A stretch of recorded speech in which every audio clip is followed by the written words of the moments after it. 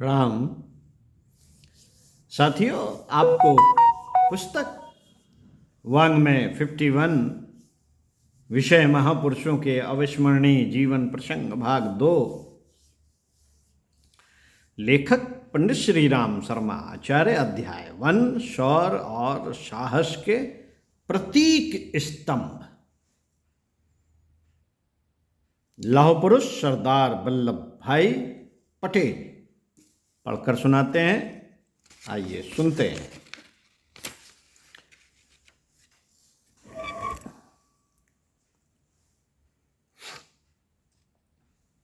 सरदार वल्लभ भाई पटेल की शिक्षा का श्री गणेश मंद गति से ही हुआ। जिस समय इनके पिता प्रातःकाल खेत पर हल लेकर जाते, सरदार भी उनके साथ जाते और पिता से पहाड़ा सीखा करते थे। सरदार वल्लभ भाई पटेल के पिता श्री झबेर भाई एक साधारण किसान थे, किंतु सन 1857 के स्वातंत्र संग्राम में महारानी लक्ष्मीबाई की सेना में रहने से देश प्रेम की भावनाएं इनके हृदय में गहराई तक बसी हुई थी। पिता की इन भावनाओं का प्रभाव पुत्र पर पड़ा और वे बाल्यकाल से ही स्वाधीनता प्रिय देशभक्त बन गए।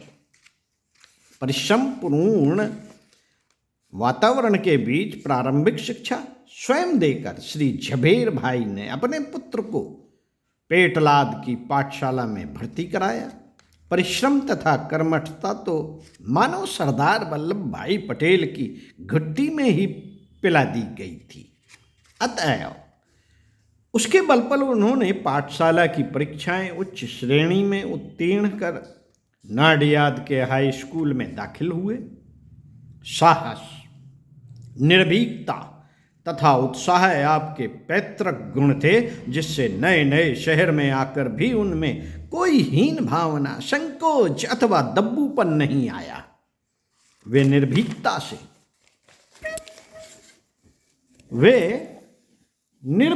से स्कूल में रहते, लगन से अध्ययन करते और भविष्य में जीवन की सार्थकता के लिए विचार करते, किंतु अन्यायपूर्ण व्यवहार किए जाने से अनेक अध्यापकों की इनसे अनबन हो गई, जिससे यह कॉलेज छोड़कर पुनः नाडियाद वापस आ गए और वहीं से एंट्रेंस की परीक्षा पास की। एंट्रेंस की शिक्षा तक जिन वल्लभ भाई ने पिता को व्यय का कष्ट दिया था, वह अब आगे इनको कष्ट न देना चाहते थे। उनका कहना था कि जो किशोर अपने पैरों पर खड़ा होने लायक हो जाए, उसे किसी पर भार स्वरूप होकर रहने की कोई अधिकार नहीं। बढ़ने का रास्ता मिल जाने पर हर युवक को अपने पैरों बढ़ना चाहिए, किसी का सहारा लेकर नहीं।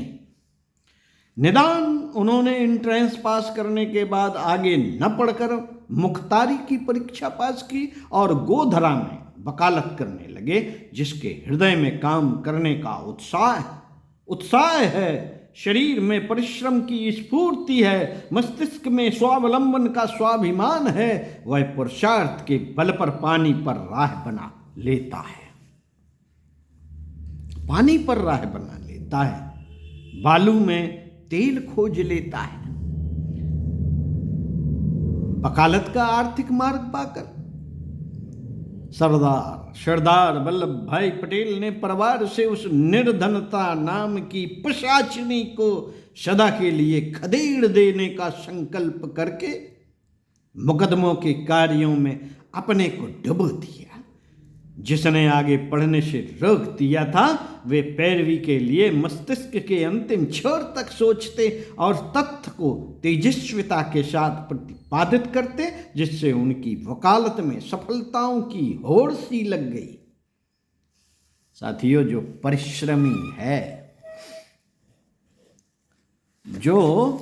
परिश्रमी है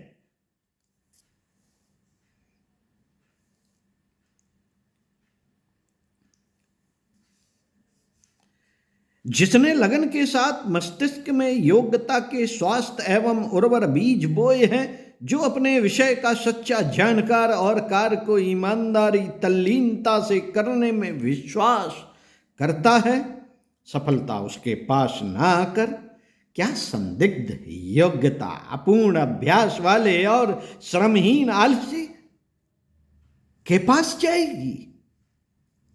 जहां परिश्रम चोर, अयोग्य वकील, मजिस्ट्रेटों और जजों की चाटकारिता कर अपने मुकदमे जीतने और अधिकारियों को अन्याय का प्रश्रय देते, वहां सरदार वल्लभ भाई पटेल अपने शक्तिशाली तर्कों तथा परिपूर्ण विधि के बल पर अपना विषय प्रतिपादित करते। एक तो सत्य यूं ही तेजवान होता है, किंतु जब वह किसी चरित्रवान की वाणी से निश्रित होता है तो वह अपना असाधारण प्रभाव छोड़ता है। सरदार पटेल के तर्कों का भी न्यायाधीशों पर विशेष प्रभाव पड़ता था। वकालत के साथ साथ वल्लभ भाई पटेल अवसर आने पर जनसेवा का पुण्य लाभ कमाने से भी नहीं चूकते थे। जिन दिनों उन्हें मुकदमों में से फुर्सत न मिलती थी, उन्हीं दिनों गोधरा में महामारी का प्रकोप हो गया और प्लेग पीड़ितों की सेवा करते करते स्वयं प्रभावित हो गए। फिर भी जब तक रोग शैया पर पड़कर विवश न हो गए, अपना सेवा कार्य नहीं छोड़ा। अपने आत्मविश्वास, आत्मबल तथा आत्म संयम के साथ उपचारपूर्ण उपायों से स्वयं तो शीघ्र ही अच्छे हो गए, किंतु प्रभावित पत्नी को ऑपरेशन के लिए बंबई भेजना पड़ा। कार्य और कर्तव्य की बहुतायत से स्वयं साथ न जा सके। पत्नी को भेजने के बाद उन्हें अपने कर्तव्य के अतिरिक्त कुछ याद ही नहीं रहा। मुकदमों की पैरवी में बहस के दौरान उन्हें पत्नी की मृत्यु का तार मिला था। उन्होंने उसे पढ़कर मेज पर रख दिया और फिर यथावत स्थिति में बहस करने लगे। सफलता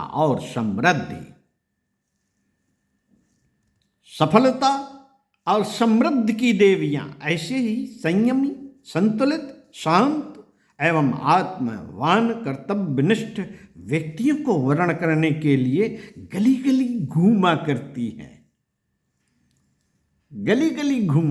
हैं।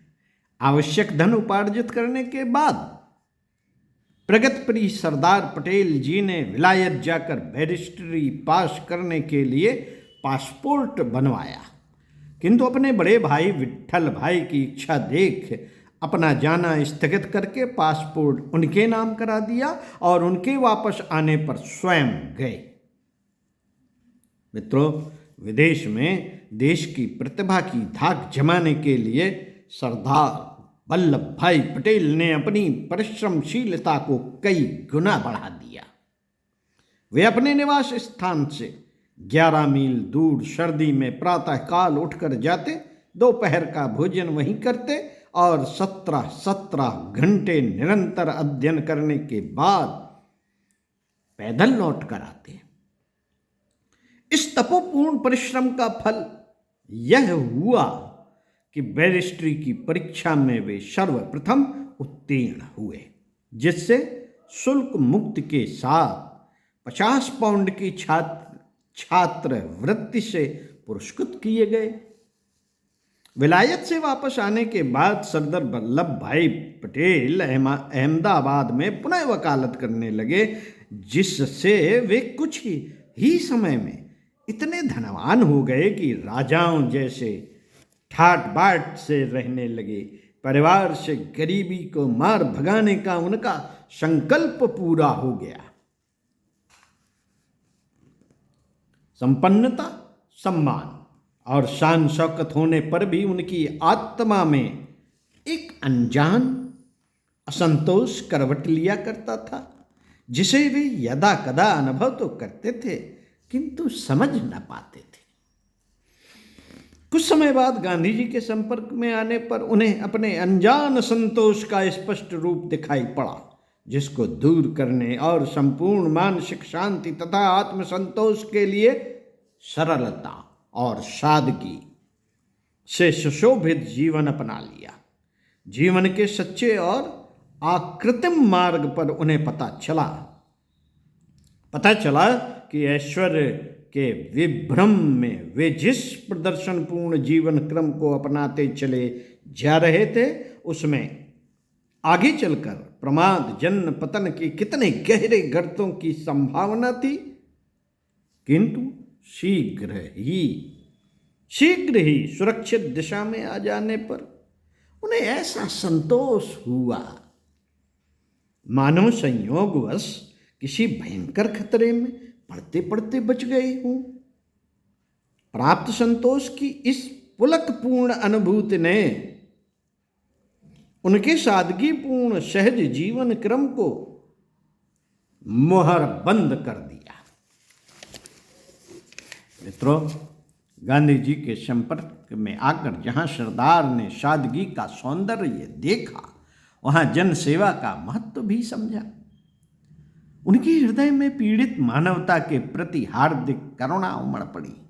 वे अपने व्यवसाय से समय निकालकर सेवा कार्य करने लगे। जनसेवा में उनका पहला काम था गुजरात से बेगार प्रथा उठवा देना। बेगार प्रथा जमींदारी शासन का भयंकर अभिशाप थी।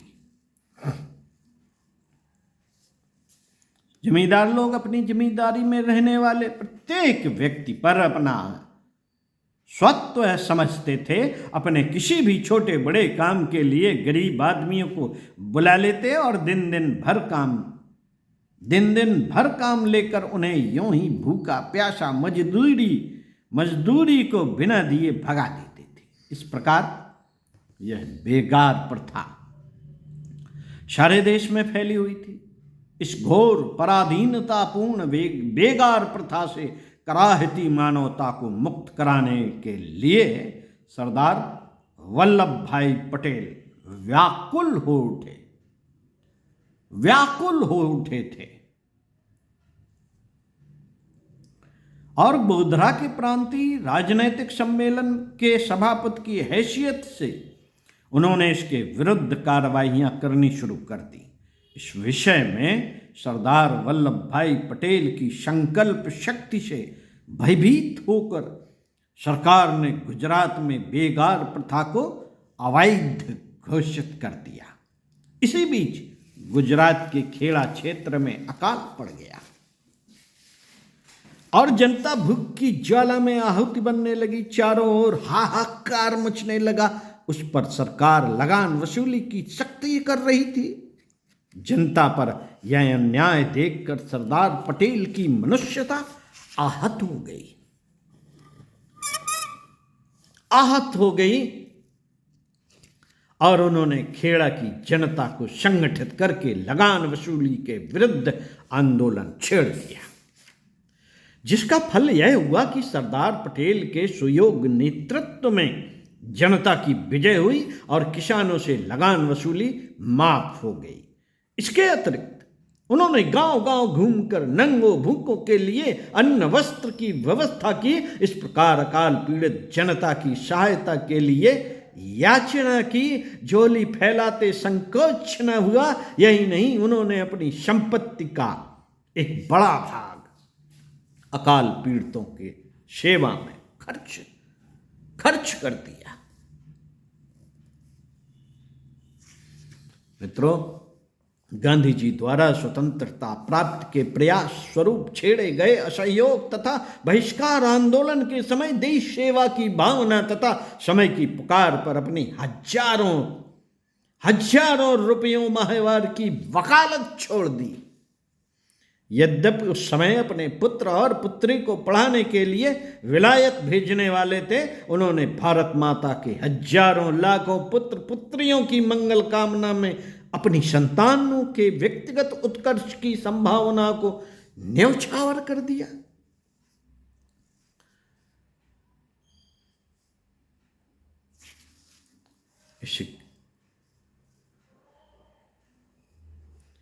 बहिष्कार आंदोलन से प्रेरित स्कूल कॉलेज छोड़ देने वाले विद्यार्थियों की शिक्षा का प्रश्न उपस्थित होने पर सरदार वल्लभ भाई पटेल ने राष्ट्रीय स्कूलों की स्थापना की योजना चलाई, जिसके लिए आवश्यक धनराशि इकट्ठी करने के लिए संपूर्ण देश से लेकर वर्मा तक दौरा किया और जब तक 10 लाख रुपए इकट्ठे नहीं कर लिए चैन की सांस नहीं ली।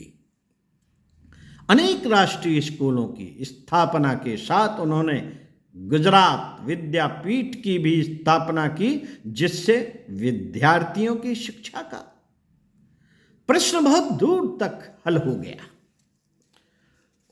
इसी क्रम में आगे पढ़कर बताएंगे आपको अगले वीडियो में। सुनते रहिए।